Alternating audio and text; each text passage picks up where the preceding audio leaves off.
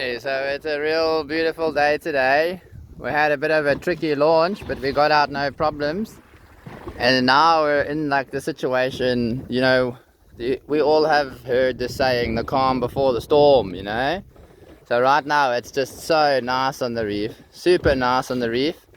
The northeast wind that's coming is now turning, and it will be turning into a southwest. Here's our southwest coming. Just look at it, guys. Just look at it coming. It's so epic. Look at this bank on its way. You can even see in the camera the shadow on the ocean under this cloud. And if we look to shore, you can actually see how it's moving. I've been progressively watching this bank just running up the coast. I don't have time, but if I stood here, we would watch that cloud just move up. I do need to go back up to our divers buoy. But yeah, so interesting.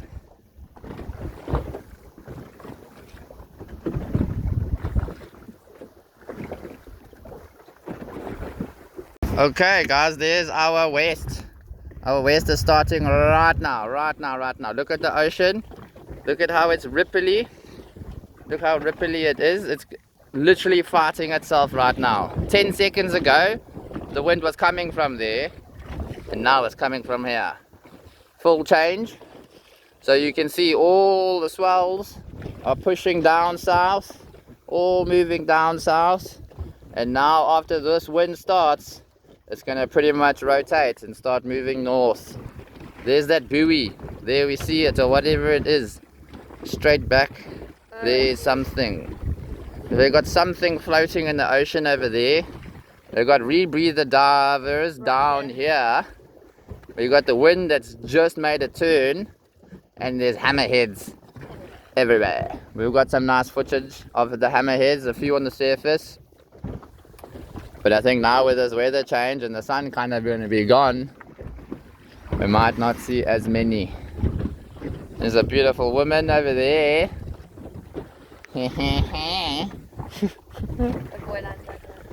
And then, like Michelle says, there's a buoy line right over here. I wonder whose.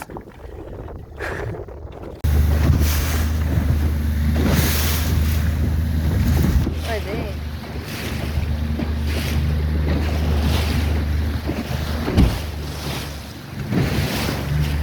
There's a whole bunch. Yeah. I can see them. There's like 4 or 5. Look at little V. Captain. But now the light is gone, so Yeah, you can't we see. got Oh, look, yeah, no, stay here, stay here. Yeah, see them. It's almost a V. Yeah. Right here. Look at it. Returning them. Look at that. Oh my god, there's 3.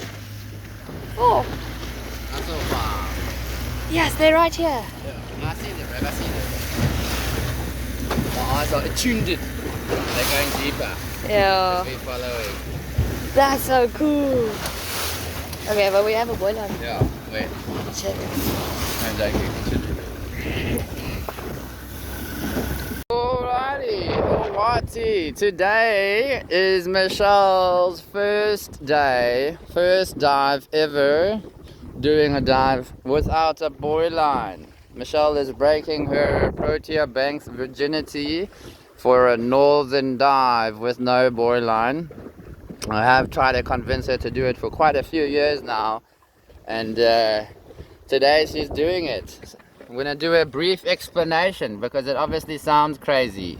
There we have the cave on the GPS, and you can see my boat. My boat is now drifting away from the cave. Look at the distance. Distance to destination, 50 meters, 53, 54, 56, 58, 60. We are drifting away from the cave. The cave is that way. 60 meters. I know they are in the cave because we have planned and we have coordinated. There's time. They dropped at 8:27 and they're doing 12 minutes and shooting their buoy line up. I'm doing 15 minutes without worrying on the surface. We are getting their bubbles from a certain distance. We're now 106. We should start getting bubbles from like 100 meters. The bigger bubbles will come up and then we start seeing the smaller bubbles. The smaller bubbles take longer to come up, so they're further away. Right now 130.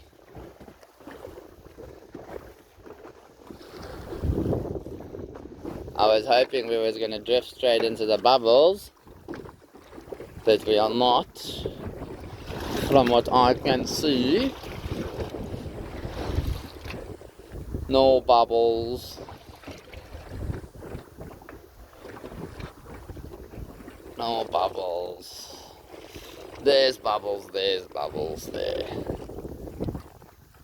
Okay. So, I still know my humans are there, which is the plan. And if my humans decide or need to change the plan, they shoot their SMB straight away. It doesn't have to be done on the 12th minute. It can be done before, but it's technically not allowed to be done after. They can't now have something epic happen and decide to only shoot that buoy line up on the 16th minute. Theoretically, I've already presuming that I've lost them. They obviously only have a certain amount of bottom time and all of these other diving factors, so they can't just stay at the bottom anyway, which would mean, I presume, they've left the bottom and have started to drift. My divers have not left the bottom because everything is still, we're 200 meters from the cave, so they might have they've already left the cave. They're moving through the swim through, moving towards second cave. The plan is to shoot the buoy or shoot the SMB on second cave. So yeah, here's all our bubbles, guys. I'm gonna stop here. Look at this, all of this. I'm gonna have to stop the boat. Stop. And you definitely, I don't know what the camera can see, guys. I am looking, but it looks very bad. You can't see. But there's many bubbles. Many coming up. Which I can see, and that's what's important, I guess. So when doing the dives without a buoy line, it's a thing of pride for the skipper to be as close as possible to that popping up S&B. We want to be able to know that we know where our divers are. So I know where their bubbles are. I am, in my mental understanding, it's 12th minute right now, pretty much. The 11th minute, the 10th minute, sorry. We're on the 11th minute, so they're pretty much at the end. Michelle is getting ready to shoot that SMB. The SMB would theoretically come up a few meters before the bubbles, you know. So I have come on the north side of the bubbles. You know, we're drifting closer to the bubbles, and then obviously I will pass the bubbles and drift away. So I'm in a pretty good position. Once I see the bubbles and pass the bubbles, then I know I'm theoretically too far.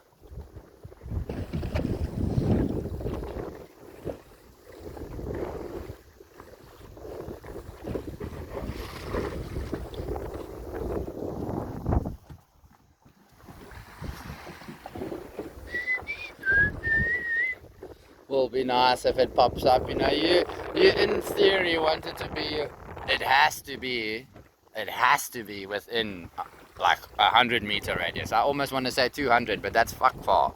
You have to be at least within 100 meter radius, a proper radius. So 100 meters to your left or 100 meters to your right is okay.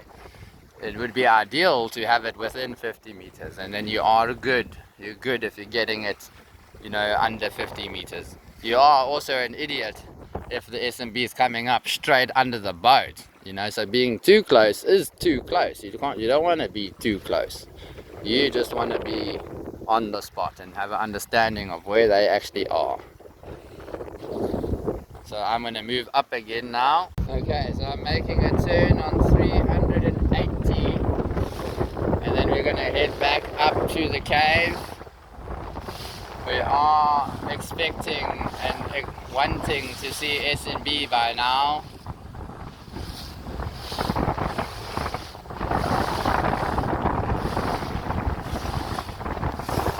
I still always look behind me a lot of the time because it's a big problem if it's behind you. It's not such a big problem if it's still in front of you.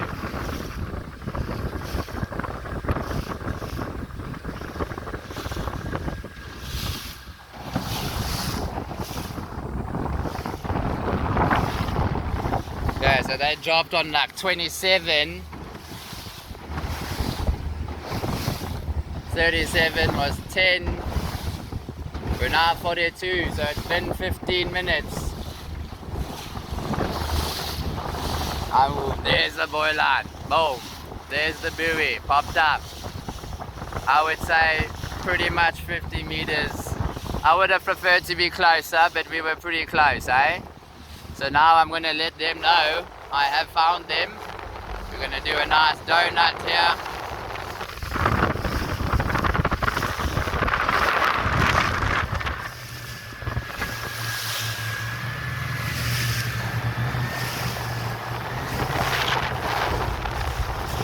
This is making a lot of noise. And they know I have found them.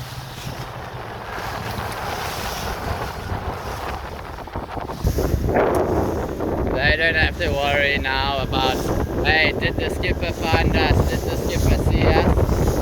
They know.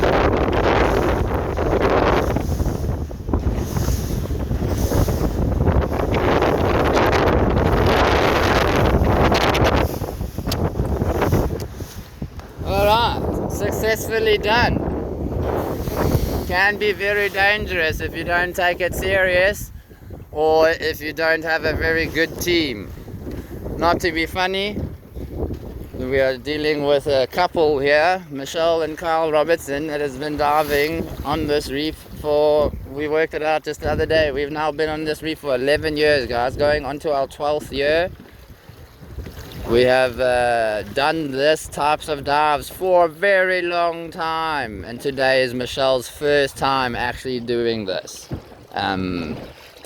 She's been competent for a long time to do it, but she hasn't been comfortable to do it, and she is now comfortable and confident. She had the skills all the time. I had the skills all the time, but we don't need to push boundaries. We rather do it when we're comfortable. We want successes. We don't want failures.